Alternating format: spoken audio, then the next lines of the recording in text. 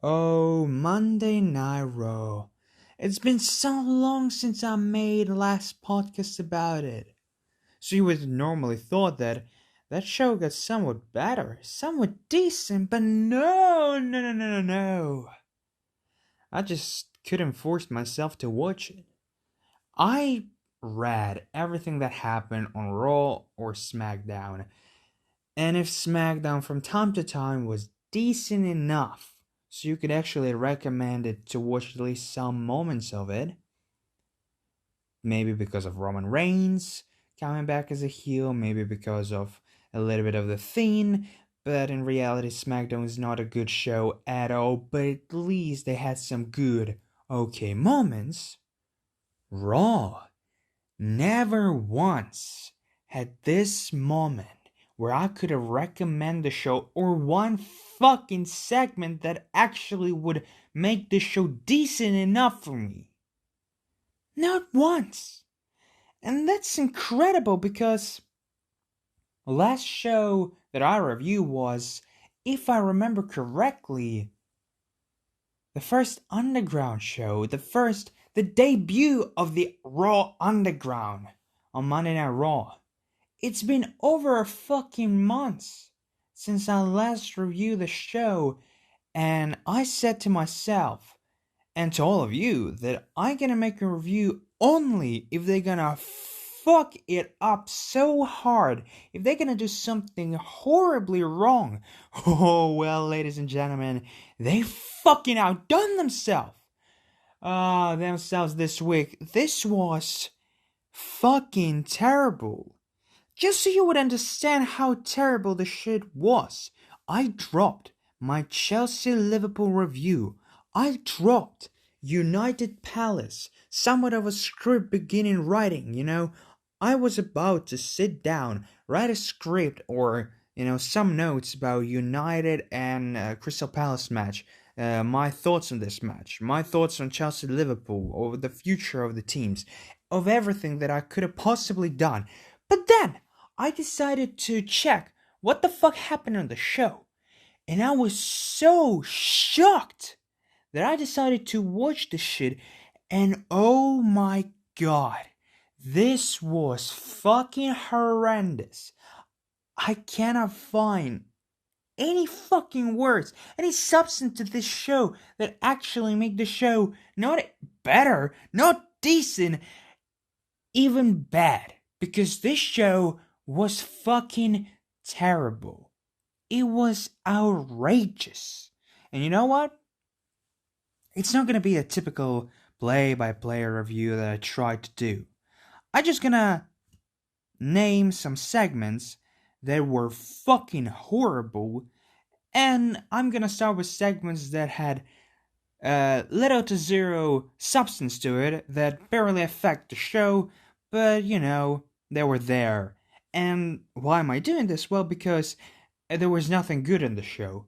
I was sitting in my room thinking to myself, well, I remember saying to my fans, to my, listeners, fans, yeah, how outrageous of me, to people that listen to me and my friends, that I'm actually struggling to find anything good on Monday Night Raw. And this time, I sat in my room, looking at everything that happened on the show, and I caught myself off guard, understanding that there was actually nothing on the show that I enjoyed. Absolutely nothing. We can start with 24/7 nonsensical beach episode with R-Truth and Akira Tozawa and fucking Shark, which was fucking useless, or Arturo Ruiz and Dolph Ziggler in Raw Underground, where Dolph Ziggler bit Arturo with the choke, the fucking camel clutch, or whatever the name, naked choke, how they call it. It doesn't matter, because it was fucking waste of my time, like a whole Raw Underground is. You can talk about Apollo Crews and Cedric Alexander, It was a 6-minute match where Apollo Crews actually beat Cedric Alexander, but then Benjamin and Lashley attacked Cruz and Ricochet. So you would say, well, that has some substance to it, right? Well, yeah, but we've seen Hurt Business like 6 fucking times. And let's start a little play-by-play review. In the beginning of the show, we had Retribution coming out and cutting a promo. And oh, Retribution was dead like 2 weeks after they debuted, because then they started to do some ineffective, nonsensical bullshit only on Monday night. And what do you think? People quickly dropped out. People didn't give a flying fuck about Retribution because they looked like Akira Tozawa's ninjas. They felt like an afterthought. They barely had anything they can do on this fucking show. So what are they doing? They're coming out in those fucking masks that barely hide their fucking faces, and they still pretend like we don't fucking know who's behind those masks. Oh yeah, I wonder who the fuck is standing right in front of me, right? Who can this fucking be? Dominic Dijakovic? No, of course no. Him? No. Oh, fucking hell. And they gave them some fucking retarded names just to bury them completely without having an actual match. You know, you need to have some fucking talent to be able to do this. And you know, they got this generic, god-awful promo saying that they actually been signed by WWE. What?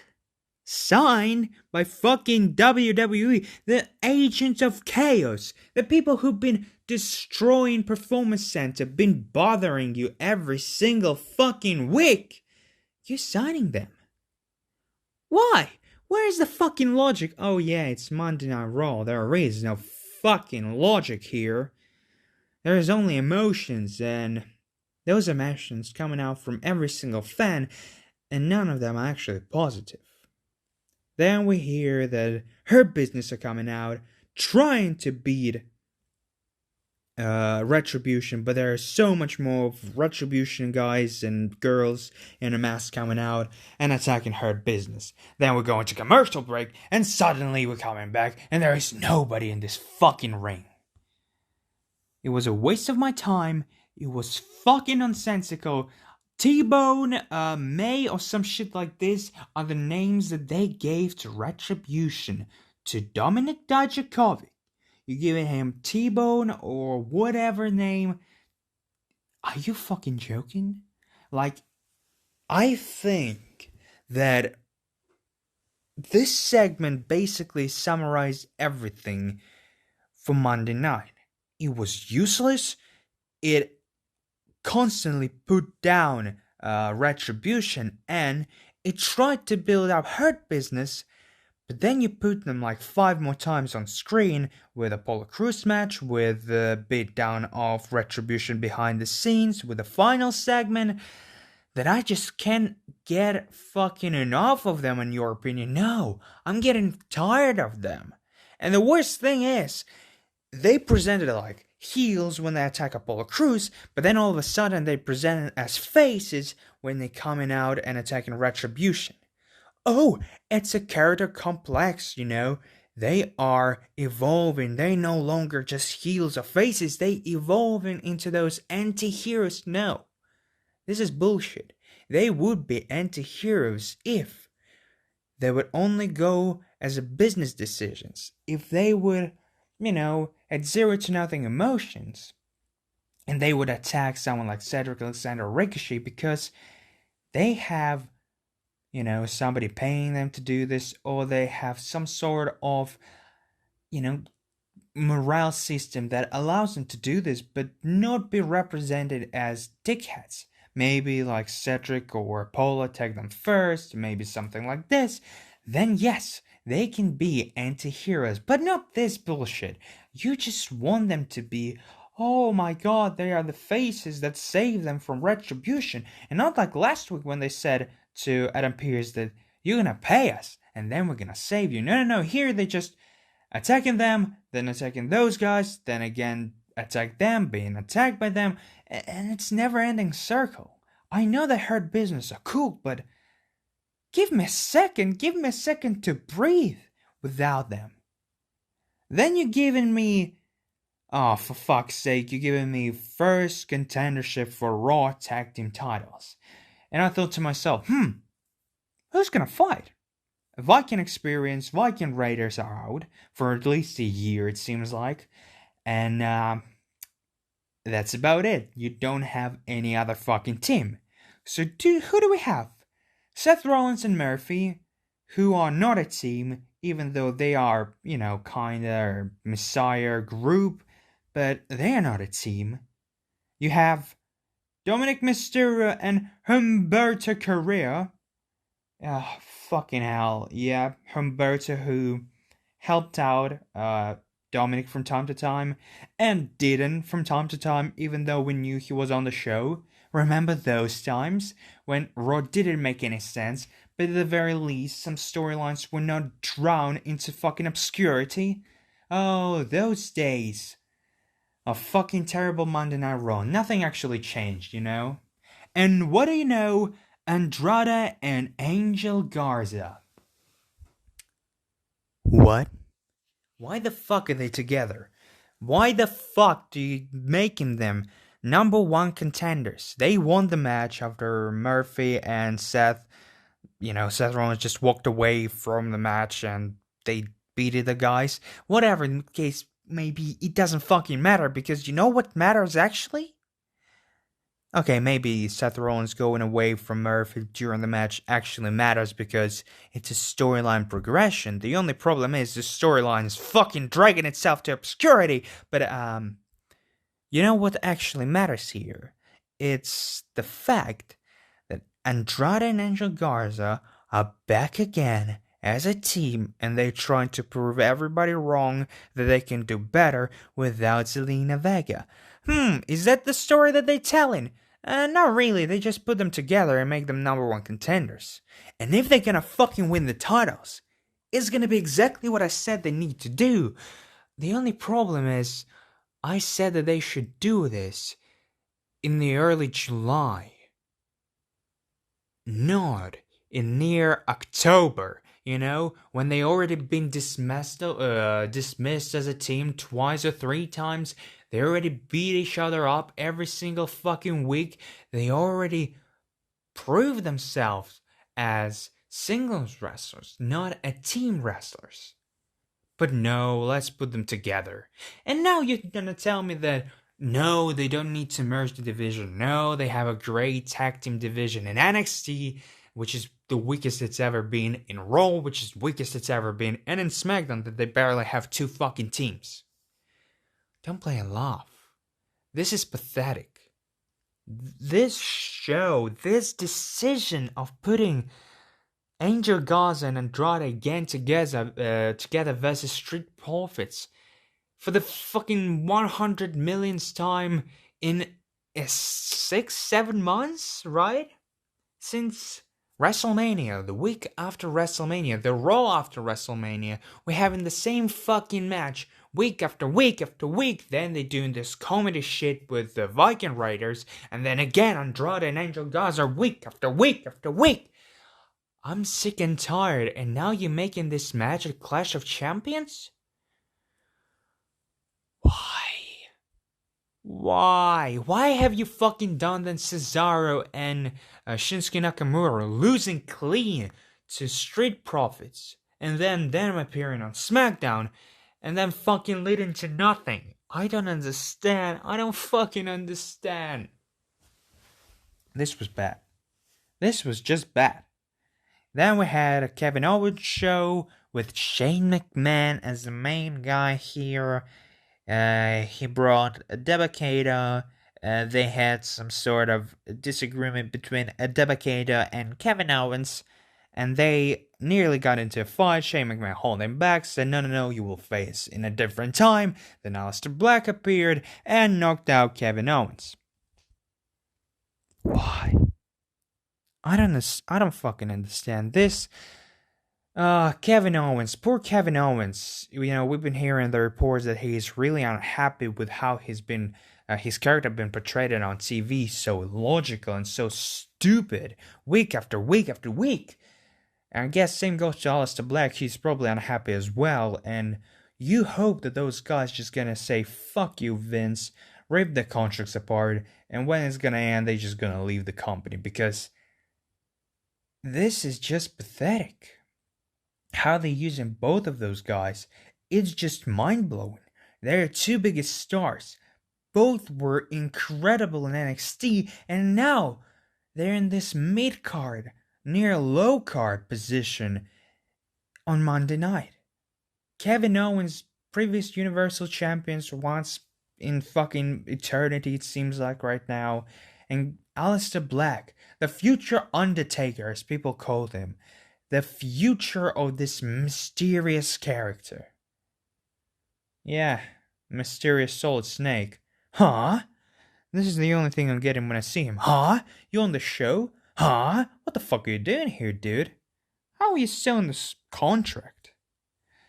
And then, what do we have?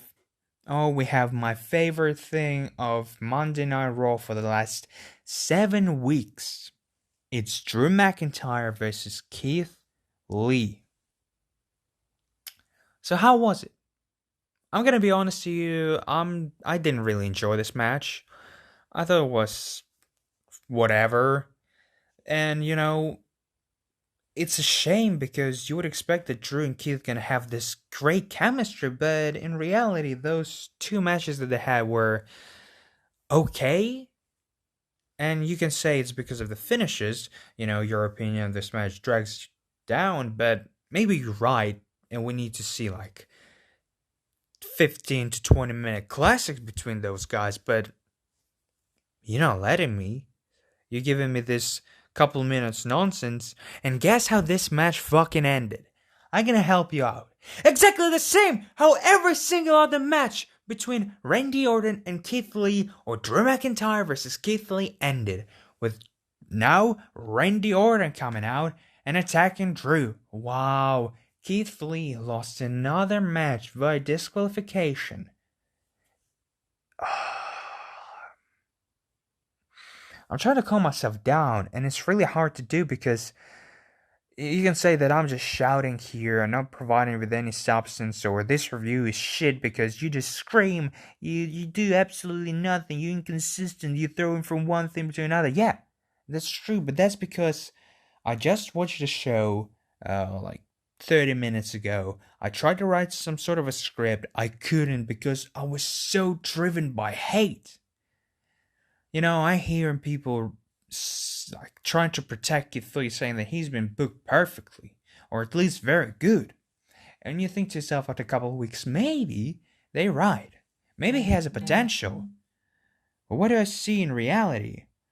I see nonsensical booking of Keith Lee, because every single match, apart from Payback and Triple Threat, well, a match with Dolph Ziggler, he fucking lost via disqualification. And this is mind-blowing. Because I thought to myself, well, if we're gonna have Mustafa Ali versus Keith Lee, if we're gonna have Andrade, or I don't know, some sort of Apollo Crews versus Keith Lee in one-on-one match, I probably should think that Keith Lee can dismantle this guy. He's gonna fucking murder him. But in reality, I think to myself, should I laugh? Because I'm pretty sure Retribution are gonna come out and cost him this match, or some other fucking nonsense gonna happen, and he's gonna lose by disqualification. I can't take this guy serious from now on. Like, every single week, he's losing the match by disqualification. You can say, well, they're protecting him. He never lost clean. He never been fucking pinned. And you're gonna be like, yeah, you're right, but he never fucking won apart from that Dolph Ziggler match. And he been here for like 7 weeks. And I don't feel like he's a major threat to to the world title because he's been portrayed as like a fucking loser, or at the very least like a guy who has a potential but never gonna fulfill it because he's a Monday Night Raw and he's fat. That's what Vince McMahon thinks of you. Then that's why you're gonna dress up like a fucking idiot and cut a promo actually a little bit different than he usually did, even with comparison to the first Monday Night Raw when he was cutting a promo. Like, his style of cutting a promo, even a little bit of wrestling changed. That's why maybe I'm not enjoying him anymore at all as a character. I don't know. There's so much hate for me towards WWE right now that this review might go down as one of the worst I've ever made, because I actually provide you with zero sums and I understand this, and I'm still gonna push forward with this review because fuck it. Why not?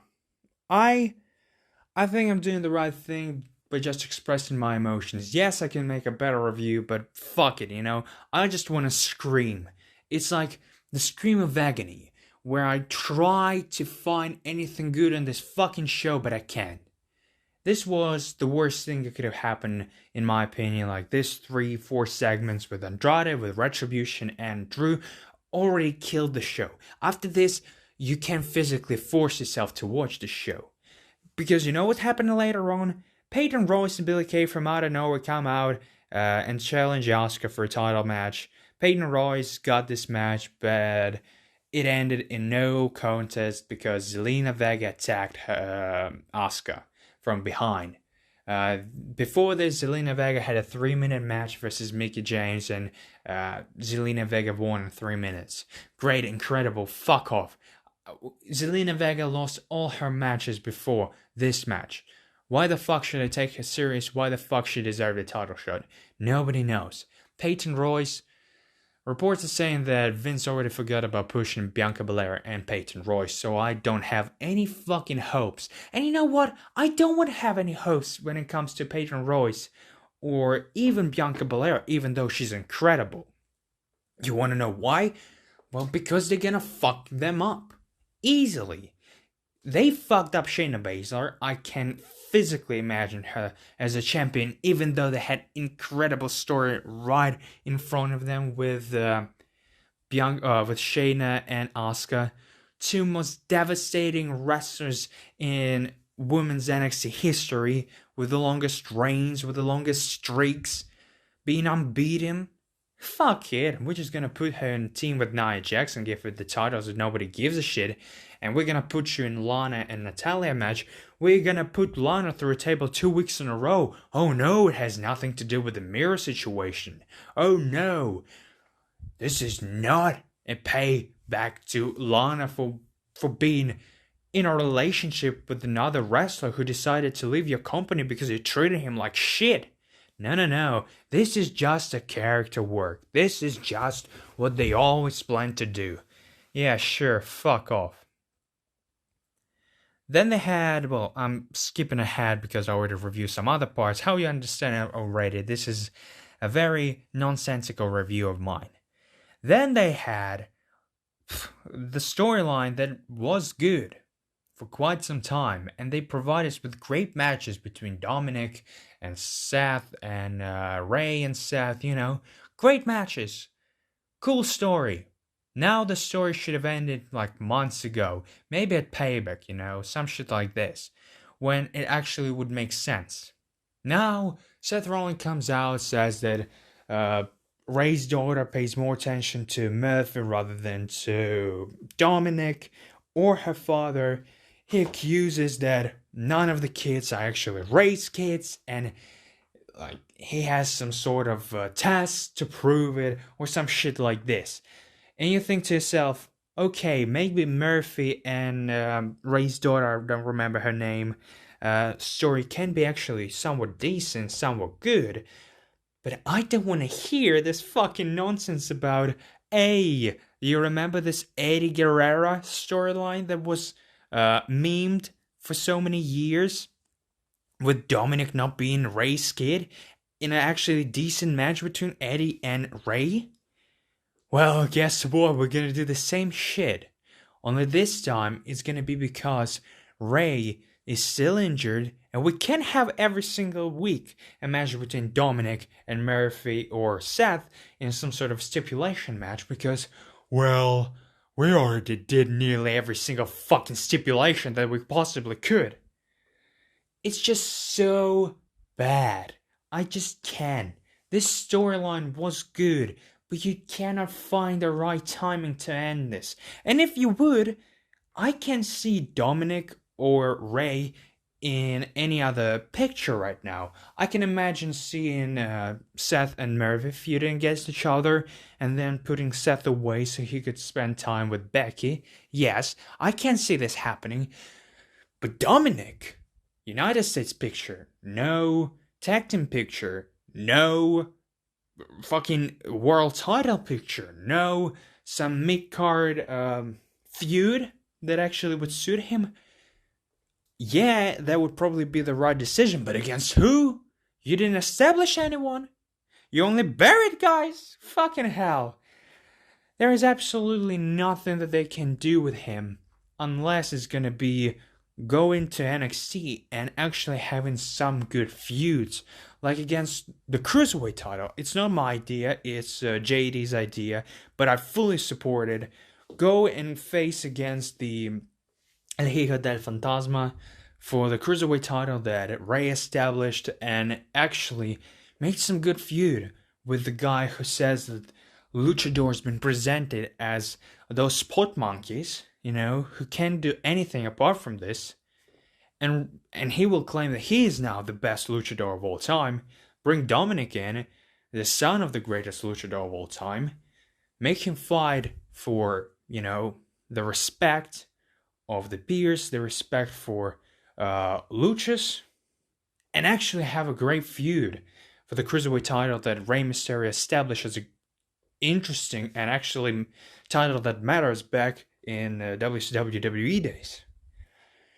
But will they do this? Of course they won't, because it's an illogical story that actually makes sense. They're gonna do some fucking nonsense like going with this story of Murphy liking Ray's daughter, and then this test that will prove or not prove that Dominic is a son or not a son of Rey Mysterio.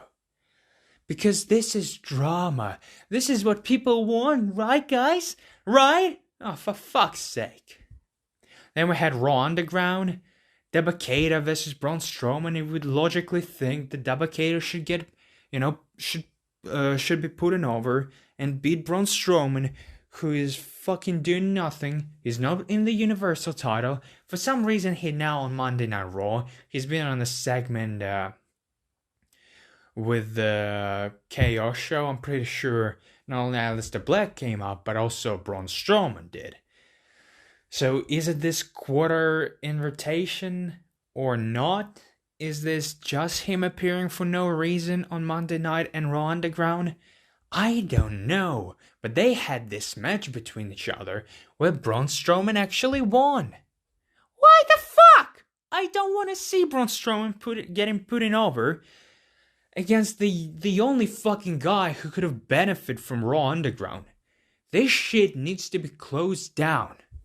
This shit doesn't work. This shit is pathetic. This shit is pointless.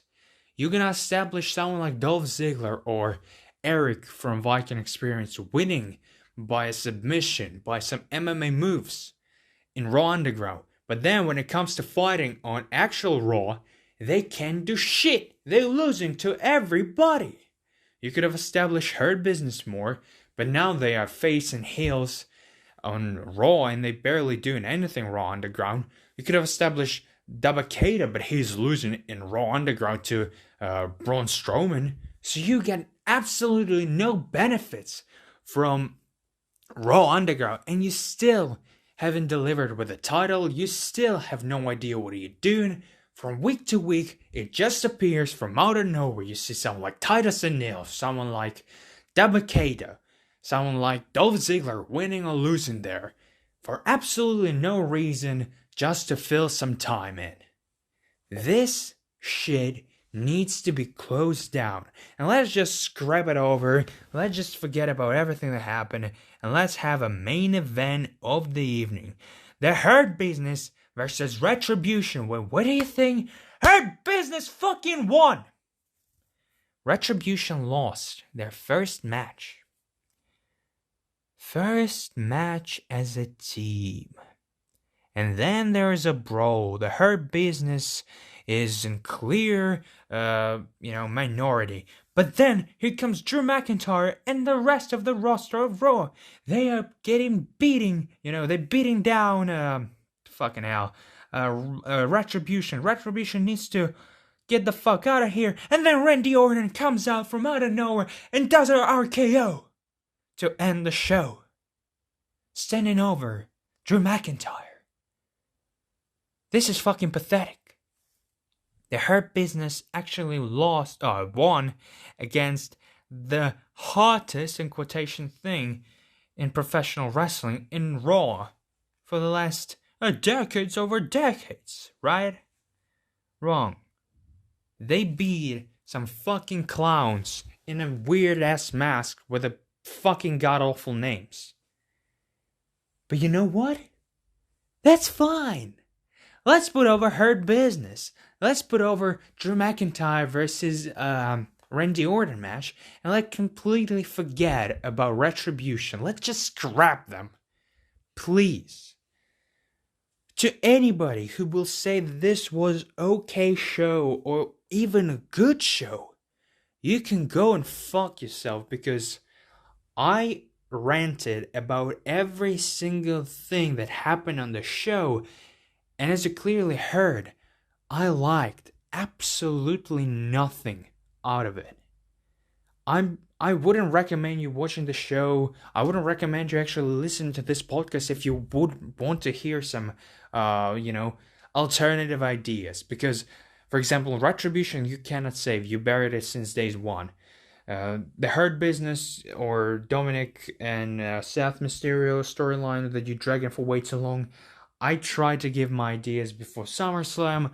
I think that my ideas were a little bit better because they at least led to something. This shit is never-ending storytelling. Never-ending in not a good way. It just will never end. And it's not a classics like right now in AEW is probably MJF versus Jungle Boy. The storyline that you can tell for ages because they are wrestlers who on the same level and who will be the main stars of this company. Never-ending stories in WWE, never-ending stories in WCW, in TNA, some actually good stories. No, fuck it. We're just gonna put everything so we would fill time. I can't stand Monday Night Raw. It's the first review that I did in over a month, and I actually furious. Again, I don't want to watch the show. Oh, you don't have to. You don't need to be so negative. Yeah, I don't have to be so negative, but you don't have to be so optimistic. You're eating shit week after week. 1.6, 1.5 ratings. If that's not enough to tell you that you are in deep shit, I don't know what will tell you this. I don't know what you can do apart from turning off your TV, and I don't know who in their right fucking mind would still watch the show after Retribution got kicked by Hurt Business or this massive brawl started at the beginning of the show.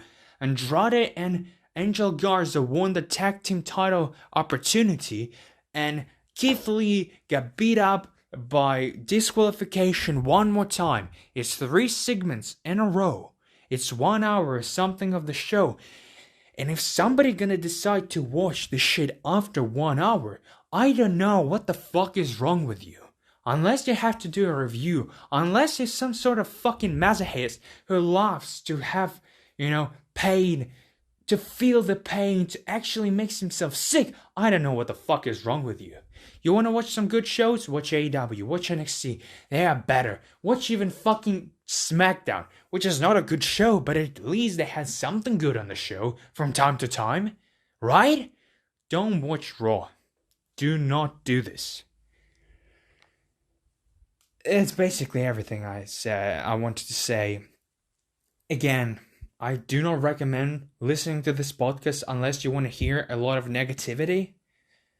Hopefully, like Chelsea, Liverpool will be more substance, will be a normal review that you guys would expect. Hopefully, I will do more AEW because not only this week's probably I'm gonna do, but maybe previous and maybe 2 previous weeks I'm gonna do. Maybe a little bit of NXT, saying what is wrong with them right now and what is good. And who knows what else I'm gonna do. Tenant review is still on the way. I got a lot of job to do, so fuck Monday Night Raw. Don't watch this shit. Hear you soon.